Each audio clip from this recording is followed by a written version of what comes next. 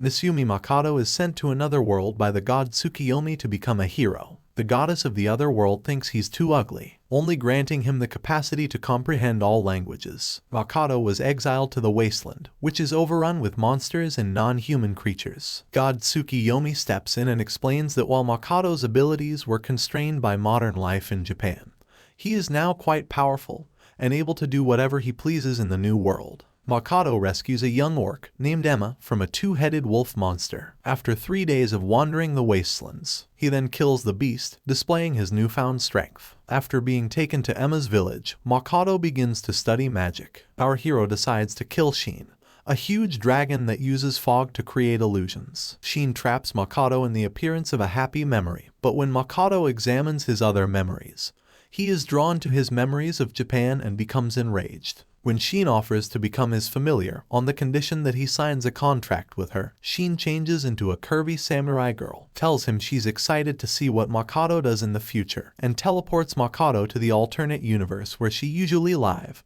though it now resembles a mountainous region of Japan. Makoto tells to the orcs about defeating Sheen. After that, Sheen extends an invitation for them to live in her dimension, which is now suitable for farming. Sheen keeps watching the video of Makoto's memories. However, she insists that they figure out how to construct a television so that she can store his memories on it. Makoto decides to find out more about his parents after Tsukiyomi informed him that they were born on this planet before moving to Japan. Sheen appears with a seriously hurt dwarf and reveals that the spider known as Black Disaster, who is enslaved by an insatiable appetite and devours everything, is encroaching on their dimension. Makoto completely destroys the spider, but it regenerates and Makoto loses his balance. Sheen tries to intervene, but the spider says that its masochistic urge has been satiated by the extreme brutality. Despite Makoto being unconscious, Sheen suggests that the spider make a contract with Makoto in order for her to remain with him permanently. The spider agrees to Sheen's advice and conducts the ceremony. Makoto finds a new, similarly busty female servant when he awakens, and she gives him the creeps, and responds to Sheen's request for a name. Sheen is renamed Tomoe by Makoto, and the spider named as Mio. Makoto discovers that Tomoe and Mio went recruiting while he was unconscious, and that as a result, orcs, dwarves, mist lizards, and human-like spiders have taken up residence in his hamlet. Makoto runs into a human settlement after returning to the real world, where he is attacked. Makoto's magical aura is so strong, says Tomoe, that people mistakenly thought he was a Dark Lord. Makoto spends months learning human language. Tomoe instructs the dwarves to make objects to block his aura. Under the disguise of merchants, they enter the human settlement and join the Guild of Adventurers. Tomoe and Mio set records by being 4 times as powerful as the next strongest adventurer, while Makoto ranks level 1, weaker than a toddler due to the suppressed aura. Tomoe learns that an explorer named Sophia Bolga killed a dragon named Lancer that she knew. Makoto observes unusually high commodity prices and that people have begun to follow them. Tomoe gets ready to protect their wagon from a nighttime attack. While Makoto and Mio are out shopping, a young girl approaches them. Rinon claims that Toa, her sister, has disappeared. Makoto infers from the thief's memories that their group is keeping Rinon's sister as a hostage. Mio and Tomoe are sent to save Toa. As a result, Toa's resemblance to Hasegawa, a girl Makoto knew in Japan, worries Makoto. Mio and Tomoe have located Toa and her captor Mills Ace, who is currently the strongest adventurer in the city and the thieves' covert commander. According to Mills, a demon lord has recently approached the city, and there is a bounty on its head. Unaware that Makoto is the demon lord, Rinon slinks away and tells the robbers that although valuable fruit was found in Makoto's wagon, it had already been sold. According to the thieves, she must steal Makoto's gold in order to fulfill Toa's obligations. After Makoto's generosity, Rinon believes she won't be able to steal from him. Mio and Tomoe engage in a competition to see who can take down Mills' thugs, and while defeating the most foes, they destroyed a portion of the city. Tomoe tampers with everyone's memories and convinces them that the monster horde destroyed Zetsuyo. Rinon meets Toa, who is nearly identical to Hasegawa with the exception of her hair color. Mio and Tomoe receive praise from Makoto for successfully rescuing Toa. Makoto sends them back to the wasteland to atone for destroying the entire human settlement. After Zetsuya's guild was destroyed, Makoto must re-register in Sige, the next closest town. Tomoe is duped by Makoto into training alone in the forest, while Makoto travels to Sige with other intrepid travelers. Toa collects vital parts from a variety of creatures, including rare ruby eye ants that Makoto and Mio destroyed. Adventurers Louisa the Elven Archer and Hazel the Human Alchemist and Renina the Dwarf Priest Knight celebrate their re-registration in Sige. Makoto decides to sell the ruby eyes to the Rembrandt Trading Company. However, Toa cautions him that Rembrandt Trading has a bad reputation. When he gets back to his village, Emma gives a report on their progress. The humanoid spiders are settling in the mountains. The dwarfs are building things. Mist lizards are working in farms, while the orcs are constructing Makoto's castle. Tomoe has been missing for a while, which worries Makoto. To further aid Makoto in hiding his aura, the dwarves give him merchant clothing. But because of his powerful magic, the outfit was destroyed. Makoto understands that the magical substances produced on the demi-plane are more potent than those created on Earth. When Makoto visits Rembrandt with the ruby eyes, the management is difficult to deal with. Patrick Rembrandt, the manager, is dismissive at first but then apologizes after realizing who Makoto is. He exultantly says that the eyes produce ambrosia, a cure for his wife and daughters who have been cursed by a witch. Makoto goes to sign up as a merchant and breezes through the middle school math-based written exam. He must gather 4 lethal objects for the second test, but he replaces the ruby ants by using a rule that lets him use substitutes of equal or greater value. Makoto returns to the demi-plane in order to trick traveling merchants into believing the demi-plane is a hidden city where they can trade for demi-plane goods and then travel home. There, he plans to set up a hidden portal, making a market for products made with demi-planes. Mio has developed an addiction for cartoons for kids and anime.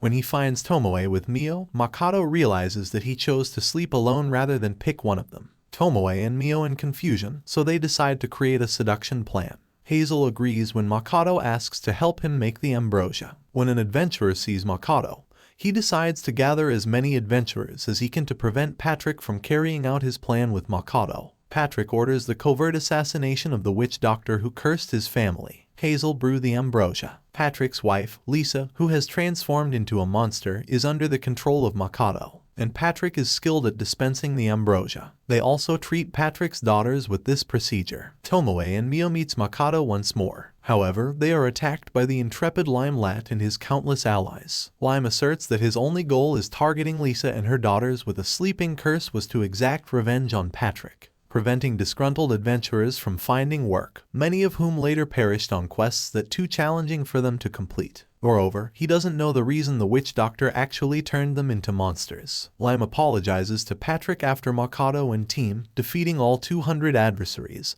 and Patrick agrees to let him live. After Lime ends his adventures, she offers him a katana made by the dwarves and asks him to spy for her. After Tomoe sees in Lime's memories that he returns his wages to the orphanage where he was raised. Despite his gratitude to Makoto, Patrick is considering how to react to Makoto's decision to found a rival trading company. After training, the warriors in Makoto's tribe are discouraged. Makoto realizes that it is his fault because he completely overpowers them during training, which makes them lose confidence. He also understands that various species do not train collectively. He therefore sets up weekly competitions to motivate them to develop both personally and socially. Makoto, Mio, and Tomoe are given the responsibility of preparing a replacement for Limelat after re-registering as explorers. Tomoe is worried that Toa is Makoto's choice because she resembles the Japanese girl. Tomoe worries that Makoto is regretting his former life. After putting Toa and her team through a rigorous training schedule, Tomoe orders them to face off against a nest of 100 ape monsters in order to put their newly acquired skills to the test, demonstrating their superiority as the best adventuring team.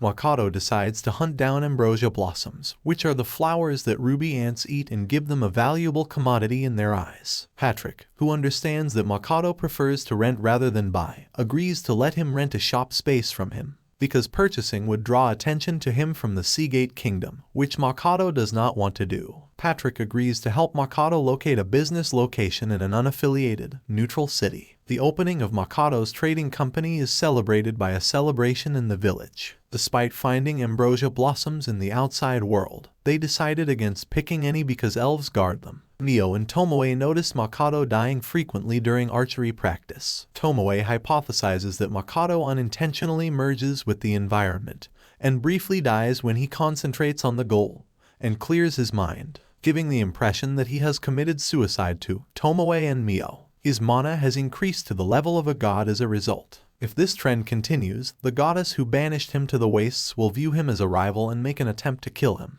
Upon his return to the human realm, Makoto was approached by a prostitute. Mio and Tomoe, who are furious, drag Makoto away from there. Makoto experiences stress and uses a portal to escape. The dwarves created more potent mana-suppressing technology. Mio apologizes for her and Tomoe's actions and is given the opportunity to assist Makoto in his negotiations with the elves. The elves attacked when other adventurers, including the prostitute, appeared to steal the flowers. Makoto is introduced to Nilgestori and the other seniors. Adono, Nilgestori's son, is upset that the barrier of the forest is crumbling. Makoto meets Mondo, the fearsome warrior who serves as Arise's master. Mio worries that Mondo is possessed. Additionally, hears Adono and an unidentified third party discussing demons while conversing telepathically. Later, a spirit that was trapped inside of Mondo's body escapes and consumes Adono's life, killing him for combining with demons. Makoto captures the creature after identifying it as a lich. The lich claims that he accidentally turned into a lich while trying to become a Grant, a person with the ability to travel freely between universes like a god.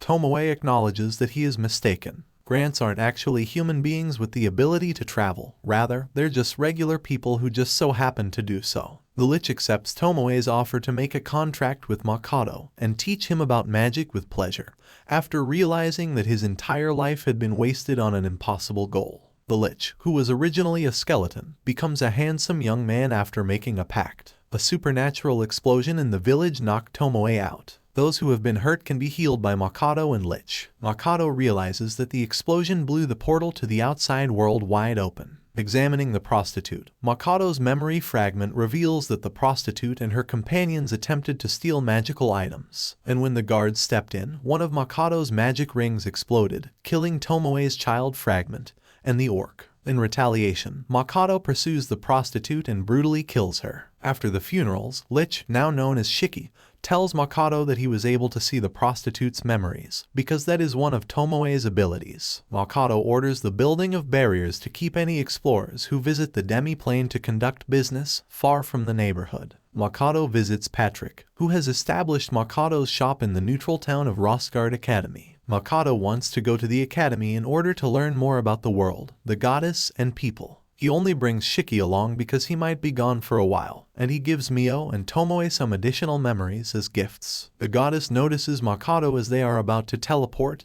and steps in with his teleportation, sending him to a distant battleground where demon soldiers cut off 2 of his fingers. They claim to have joined the demon army in an effort to eradicate humans from the planet. By dismantling all of his mana-suppressing gear, Makoto destroys Sophia's legendary sword, and using magic to overwhelm Mitsurugi. Mitsurugi and Sophia are still alive, vowing retaliation as Makoto teleports away. Patrick discovers that a powerful mage vanquished the demon army, but he is unaware that it was Makoto. Shiki believes the goddess is watching them, and that she used Makoto to destroy the army. Tomoe reveals that in order to create another fragment by the name of Komoe, she used Makoto's mana from a discarded ring. And when Komoe calls Makoto Papa, Mio is furious. Makoto finally opens a store, and it becomes a huge success, and returns to find that after he teleported away, the demon and human armies had dealt each other great harm, as well as the involvement of 2 additional goddess-summoned heroes in that conflict. To honor Makoto's enterprise, the community hosts a feast. The feast is interrupted by yet another argument between Mio and Tomoe, which causes Makoto to second-guess his choice. He now thinks his immediate future will be very troublesome. The video is now complete. As always, if you enjoyed it, please subscribe to the channel. We'll be posting many more videos like this one. I'll see you in the next one. Thank you for watching.